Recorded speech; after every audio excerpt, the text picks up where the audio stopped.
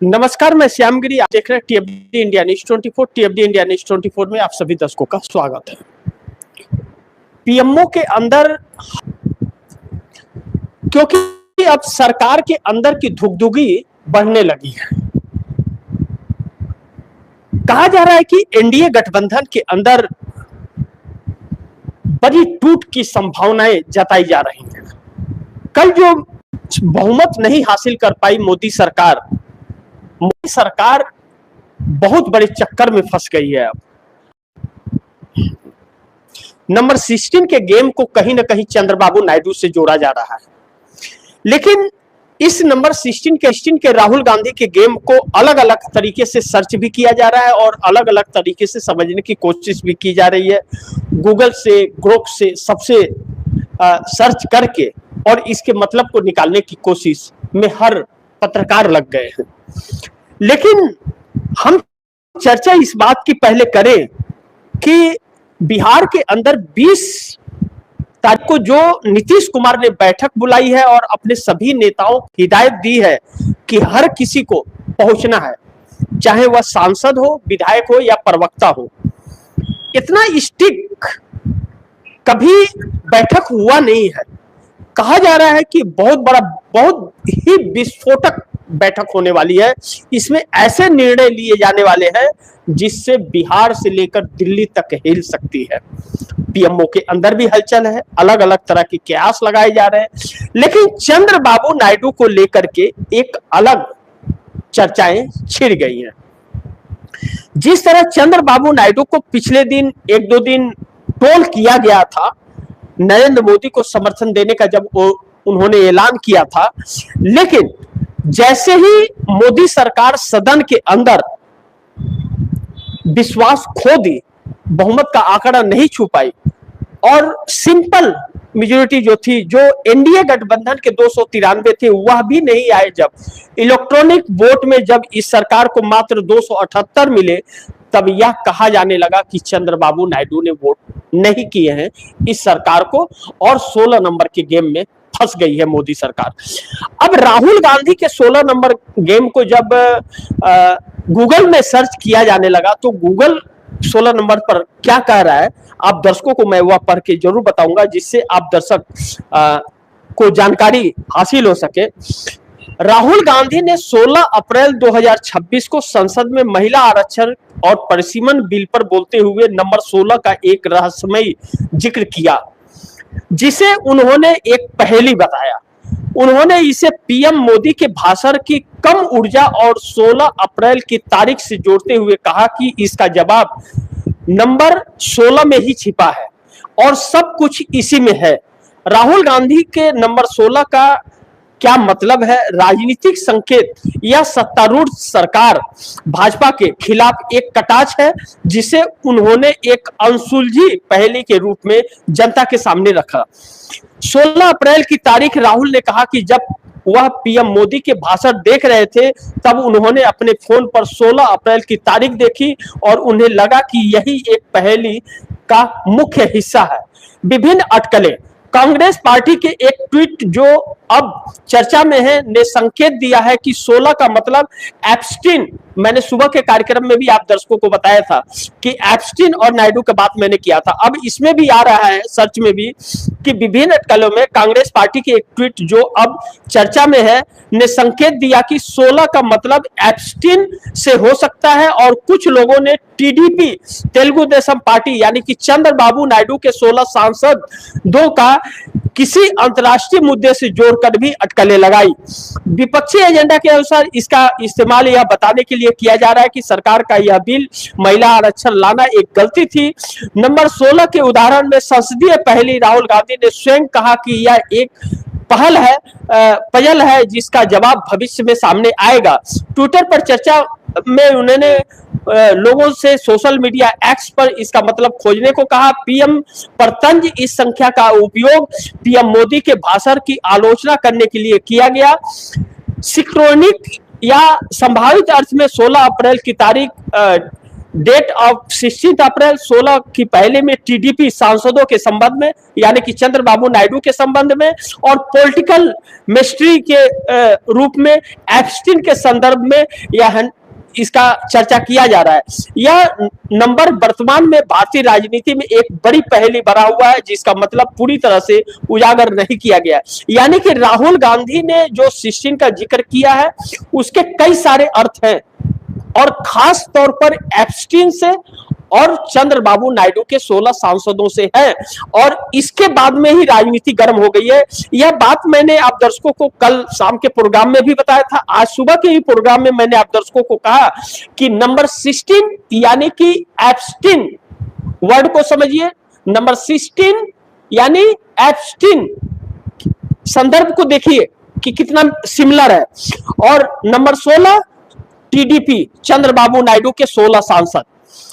अब चंद्रबाबू नायडू के 16 सांसदों का इसलिए भी जिक्र हो रहा है क्योंकि बड़ी महत्वपूर्ण है कि इस सरकार को जब बहुमत के आंकड़े में, इलेक्ट्रॉनिक वोट में, इस सरकार को मात्र 278 मिले हैं। मात्र 278 वोट मिले हैं, जबकि 293 एनडीए के गठबंधन के पास है। तो कौन है वह जिसने 15 वोट नहीं दिया या 16 वोट नहीं दिया? क्योंकि 278 में 272 सिंपल या सिंगल कह ले, सिंगल भी कह सकते हैं, सिंपल भी कह सकते हैं, बहुमत, यानी कि 50% से थोड़ा एक सीट अधिक 254 है, 554 है। अब ऐसे में मोदी सरकार का 272 जो बहुमत का आंकड़ा है उससे 6 ज्यादा मिला है। अब इन 6 में जो कहा जा रहा है कि निर्दलीय लोगों ने भी वोट दिया है, या इसमें यह कहा जा रहा है कि जगन मोहन, इसमें यह कहा जा रहा है कि बीआरएस, तो आखिर भारतीय जनता पार्टी के पास बहुमत है कि नहीं? और बहुमत नहीं है तो फिर 16 ही नहीं, ज्यादा सांसदों ने साथ नहीं दिया। शायद नीतीश कुमार के कुछ नाराज सांसदों ने भी साथ नहीं दिया है। जैसे नीतीश कुमार के नाराज सांसद भारतीय जनता पार्टी से बांका संसदीय क्षेत्र बिहार के गिरधारी यादव ने भी शायद वोट नहीं किया। अब ऐसे में यह सरकार फंस गई है बुरी तरह से। सरकार कैसे चलेगी? अब ऐसे में यह भी कहा जा रहा है कि 16 मई सरकार जा सकती है, क्योंकि 4 मई को 5 राज्यों के चुनाव के परिणाम आएंगे। इसमें एक तरह से यह भी देखा जा रहा है कि पश्चिम बंगाल में अगर ममता बनर्जी चुनाव जीत जाती हैं तो भारतीय जनता पार्टी के 12 सांसद हैं पश्चिम बंगाल से, और 6 से 7 सांसद ममता बनर्जी के संपर्क में हैं। अगर 4 मई को ममता बनर्जी जीत जाती है तो 12 सांसद भारतीय जनता पार्टी का दामन छोड़ करके तृणमूल कांग्रेस में शामिल हो सकते हैं। और चंद्रबाबू नायडू के 16 सांसदों का जिक्र किया जा रहा है, तो हो सकता है कि 12 और 16 और 2 पवन कल्याण के 30 सांसद छोड़ दे, सरकार गिर जाए। या हो सकता है कि 16 मई को या 16 नवंबर को कहीं एप्स्टीन का तो कुछ फाइल नहीं आने वाला है। कुछ तो इसमें राज छिपा है इस 16 में, क्योंकि राहुल गांधी की आज तक की कोई भी बातें गलत साबित नहीं हुई है। चाहे नोटबंदी को हम ले ले, चाहे हम कोरोना काल को ले ले, जीएसटी को ले ले, नरेंद्र मोदी के 15 लाख जुमले को ले ले, या स्विस बैंक में जो काले धन रखे गए उसको ले ले, चाहे लॉकडाउन को लेकर के ले ले, हर चीज में नरेंद्र मोदी फेल हुए हैं और राहुल गांधी ने पहले आगाह किया है।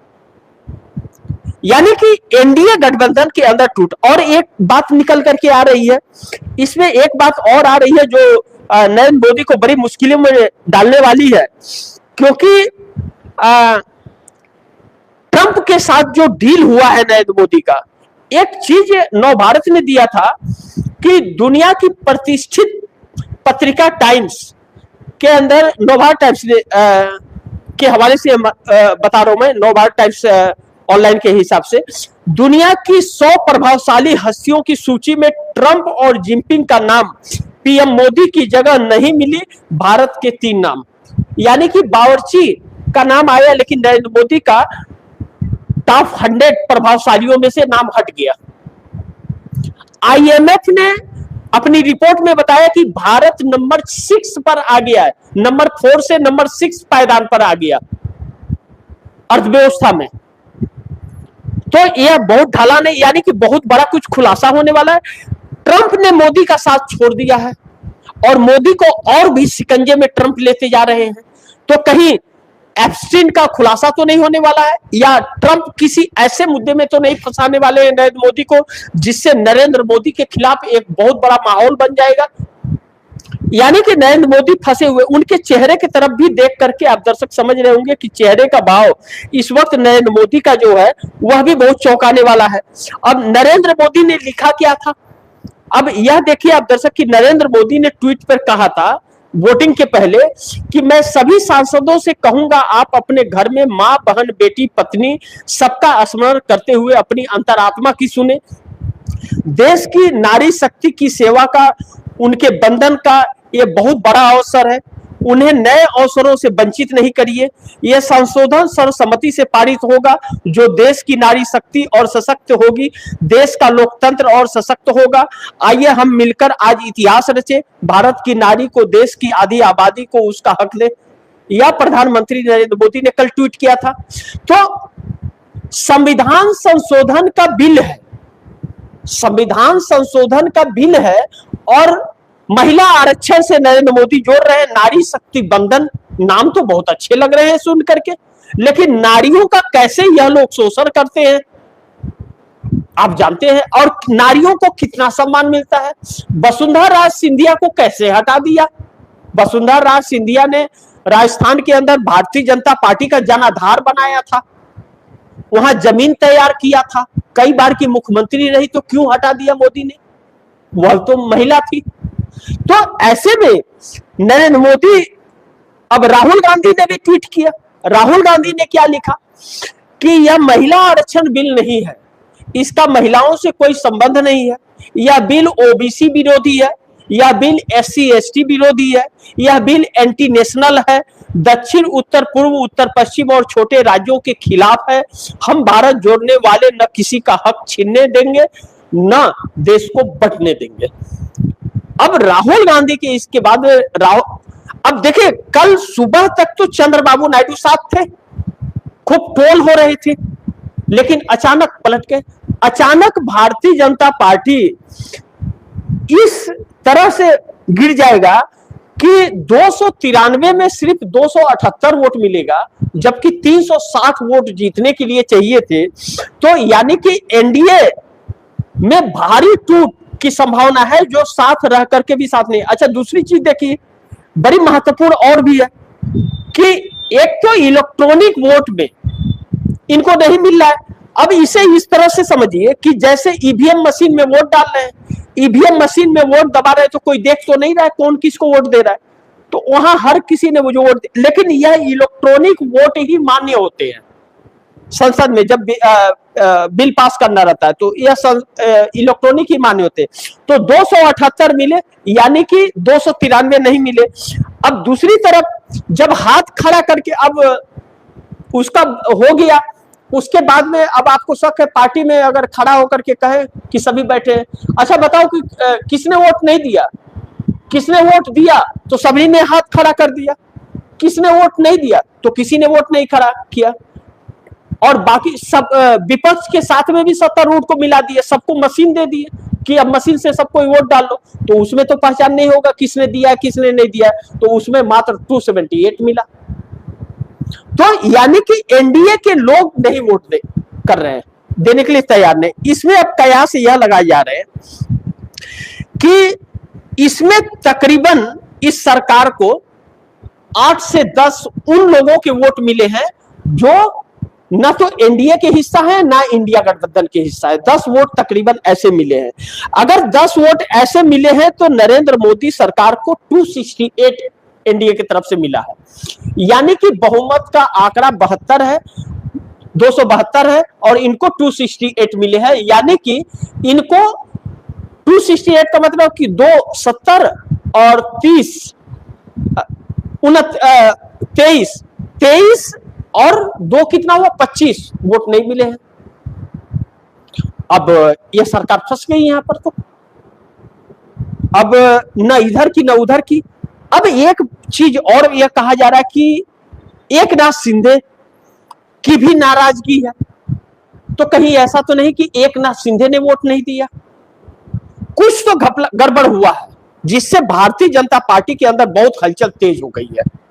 पीएमओ बेचैन है कि आने वाले वक्त में सत्ता बचेगी या नहीं बचेगी। नंबर 16 का मतलब क्या है राहुल गांधी का। ऐसे में पीएम मोदी के पास 272 सीटों का बहुमत का आंकड़ा भी नहीं है। इसका मतलब नायडू के 16 सांसद कहां, किसके साथ है, इंडिया गठबंधन के साथ है या फिर एनडीए के साथ है। अब इसमें उलझ गई है भारतीय जनता पार्टी। नीतीश कुमार का बड़ा फैसला आने वाला है। नीतीश कुमार बिहार में 20 तारीख को बैठक करने वाले हैं और ऐसा ब्लास्ट करने वाले हैं जैसे विस्फोटक बैठक होने जा रही है। नीतीश कुमार ने 20 तारीख को हर सांसद और हर विधायक को और हर प्रवक्ता को, चाहे घर में कोई बीमार हो, चाहे खुद भी बीमार हो, लेकिन बैठक में जरूर पहुंचना है। एक भी व्यक्ति एब्सेंट नहीं होना चाहिए, यह आदेश है। इतनी सख्त बैठक क्यों हो रही है नीतीश कुमार की? जानकारों का कहना है कि पटना से लेकर के और दिल्ली तक हिलने वाली है इस बैठक के बाद। तो क्या नीतीश कुमार पाला बदलने वाले हैं? अब नीतीश कुमार केंद्र में भागीदारी मांग चाहते हैं, डिप्टी प्राइम मिनिस्टर या गृह मंत्रालय। अब तो मोदी सरकार बहुत संकट में पड़ जाएगी, या फिर फैसला करेंगे। तो ऐसे में यह अगर नीतीश कुमार साथ रहे होते तो शायद 293 जो एनडीए का है वह तो जरूर मिला होता। इसका मतलब नीतीश और नायडू दोनों मिलकर के कुछ बड़ी खिचड़ी पका रहे हैं और राहुल गांधी के नंबर 16 में वह शामिल है।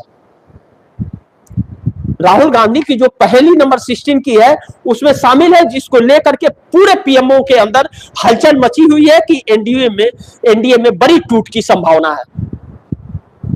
राहुल गांधी के नंबर 16 ने सबको उलझा दिया है। देखना बड़ी महत्वपूर्ण होगा कि क्या होता है। जो भी होगा खबरें तो आप दर्शकों तक लाता रहूंगा। आप दर्शकों की क्या राय है, क्या सुझाव है, कमेंट बॉक्स में जरूर दीजिएगा। इस खबर को ज्यादा से ज्यादा शेयर कीजिएगा और खबरों पर नजर बनाए रखिएगा, यह गुजारिश है आप लोगों से। क्योंकि अब भी तो खेल शुरू हुआ है, पिक्चर बहुत बाकी है, लेकिन बहुत जल्द कुछ परिणाम अब निकलने वाले हैं। इस बात की बेचैनी और हलचल तेज पीएमओ में। अब वह एनडीए नहीं रह गया जो पहले था 24 में। अब का एनडीए बदल गया है क्योंकि सरकार की नीयत बदल गई है। तो बाकी आप दर्शकों की क्या राय है, क्या सुझाव है, कमेंट बॉक्स में जरूर दीजिएगा। इस खबर को ज्यादा से ज्यादा शेयर कीजिएगा, अपने दोस्तों को भी कहिएगा आगे शेयर करें। और आपने टीएफडी इंडिया न्यूज़ 24 को सब्सक्राइब नहीं किया, सब्सक्राइब कर लीजिए, अपने दोस्तों को भी कहिएगा सब्सक्राइब करें। मिलते हैं अगली खबर के साथ, तब तक के लिए नमस्कार।